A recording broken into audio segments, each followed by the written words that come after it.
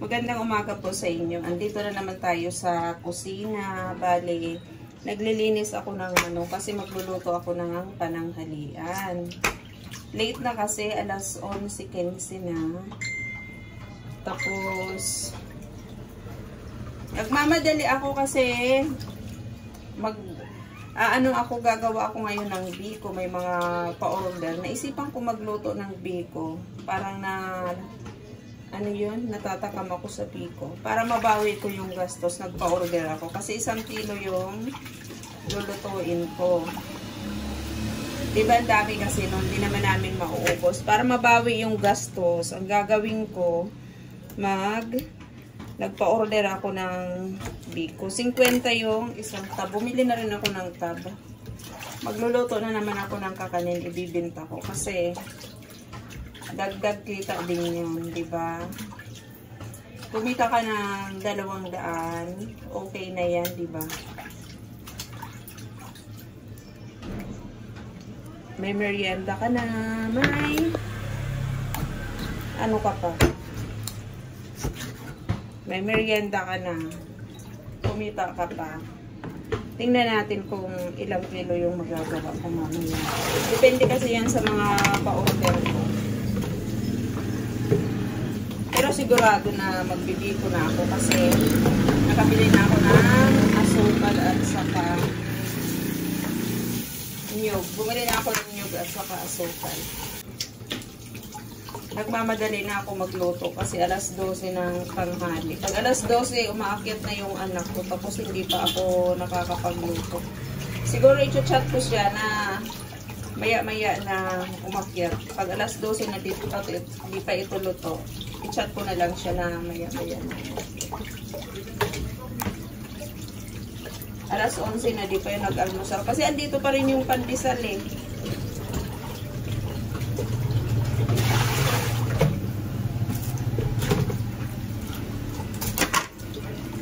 Yung lulutuin ko na manok, yung meron siyang patatas at saka carrots. Saka may tomato sauce. Yun ang lulutuin.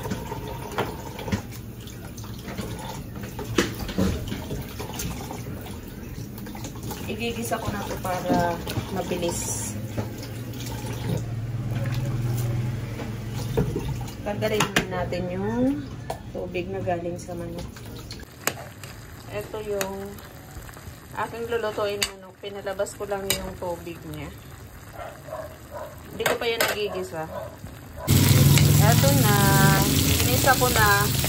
Ang daming mantika na galing sa manok. Binawasan ko pa yan.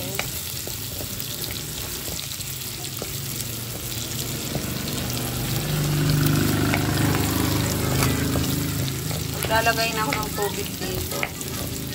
Asin. Tubig.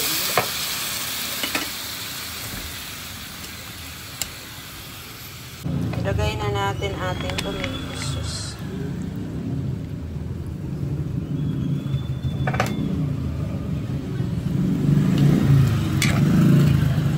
Kulo na. Ilagay ko na yung patatas at saka carrots. Kukulo na, nilagay ko na yung sili.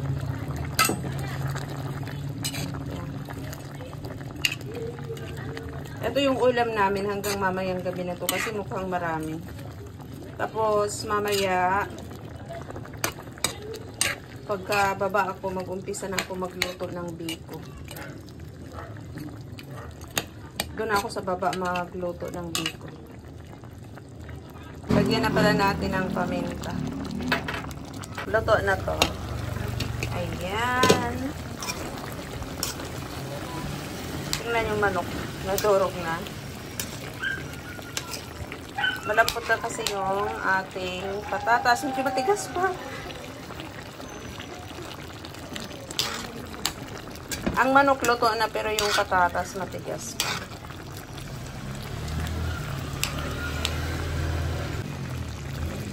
Siguro mga may patatas na matigas. Ayan, mga 3 minutes pa siguro luto na to. Dinagdagan ko yung ano niya, tomato sauce na ketchup na yung ketchup na sweet blend na Del Monte tomato ketchup. Ang sarap ng lasa niya. Ayan, luto na siya. Takpan natin para lumambot yung kanyang patatas. Pero luto na yan. Luto na siya. Ayan.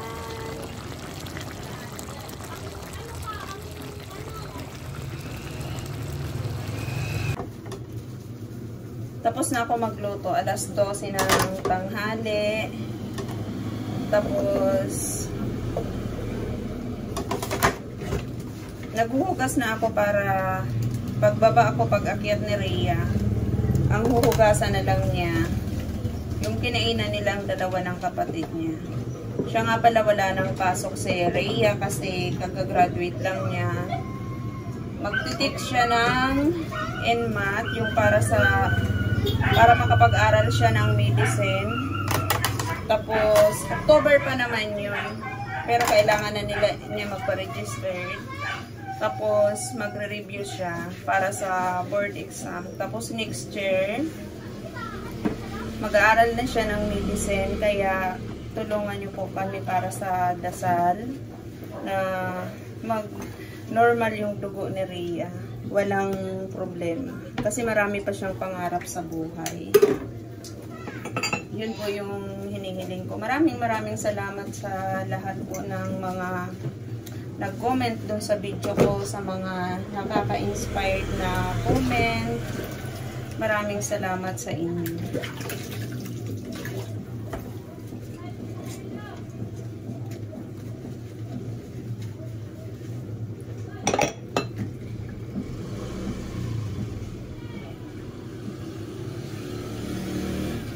Okay. Na yung ating ginagawang biko.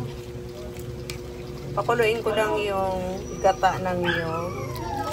Pag nagbiko ako, ang ginagawa ko, madalas ko siyang haluin para hindi lumabnaw yung ating gata. Pero pag kumulo na, okay na. Kahit iwan mo na siya, hayaan mo lang siya kumulo. Pero pag ganito pa na hindi kumukulo, hinahalo-halo ko yan para hindi siya malabnaw. At ito na, kumulo na siya.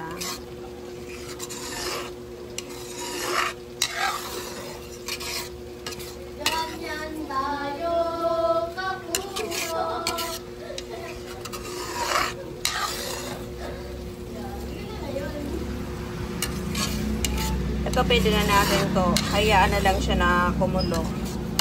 Okay na to. Paminsan-minsan na lang ang paghalo nito. Ito, nakita nyo, malapit na ito maglangis. Palalangisin natin yan para masarap yung biko natin bago natin ilagay yung ating asukal. Amoy ano na siya, ano yun, yung sapat, ano pa yun, yung kulay brown, latex. Amoy na siya. Ayan kasi, oh, tingnan nyo, saglit na lang yan.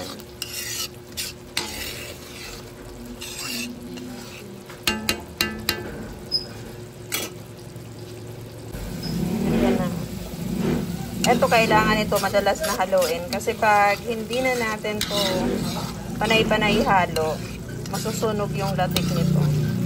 Ayan, o, tingnan nyo. Dumidikit kasi yung kulay puti sa ilalim. Ayan. Pag hindi nyo nahalo, masusunog yan. Sunog siya pero maputi. May maputi tapos may maitim. Ayan, ito na yung ating biko. Nakita niyo yung latex. Hindi pa lang luto ang latex.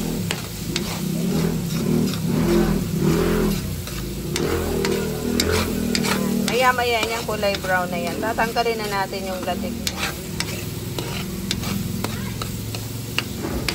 lang yung pagkaluto ko kasi alas 2:00. Di ba kadalasan ng merienda natin alas 3? Alas 2:00 pa lang. Alam nyo, nagluluto ako dito sa baba.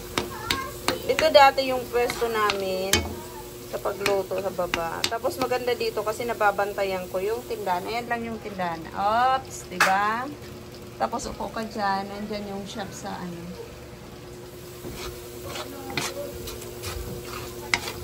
Ito na, hanguin na natin yung latik. Ang bango talaga. Ayan, ilagay na natin yung asukal sa langis. Ilalagay na natin dito yung ating sinaing na malagkit. Ayan, ilagay na yung ating malagkit na sinaing. Ayan, tingnan nyo, oh. Parang tuyo siya. Mamaya lalabas yung mantika niyan. Haluin natin ng mabuti. At ito na yung ating biko. Hayaan lang muna natin siya dito ng mga 15 minutes sa pinakamahinang apoy. Mahinang-mahina talaga.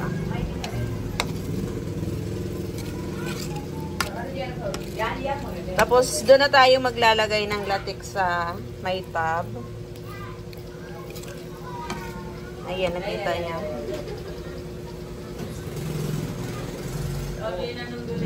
Matindi ang pangangailangan ko ngayon. Ayan, nagbibiko. Tapos, nagtitinda.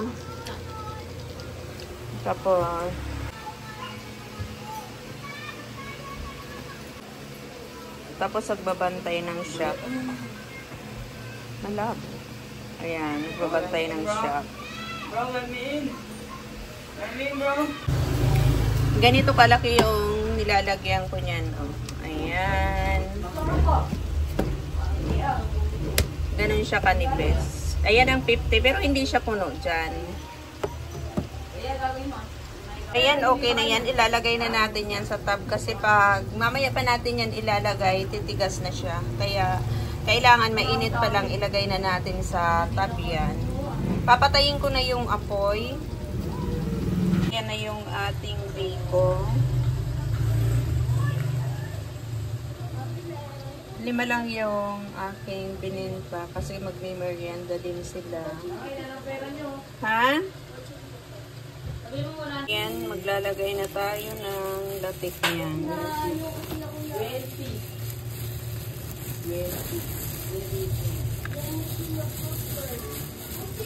Ayan na yung ating biko.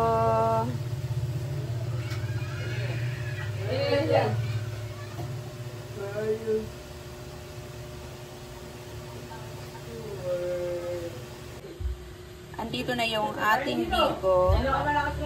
Kung nakikita nyo, masarap siya. Bawing-bawi natin yung ating gastos. Tapos may merienda pa na natira. 5 lang ang bininta ko kasi 1 kilo lang yung ginawa ko. Tapos may merienda pa na natira. Ito yung aming merienda, tsaka bawing-bawi yung ano natin. Diba? Libre na yung merienda natin, kumita pa tayo.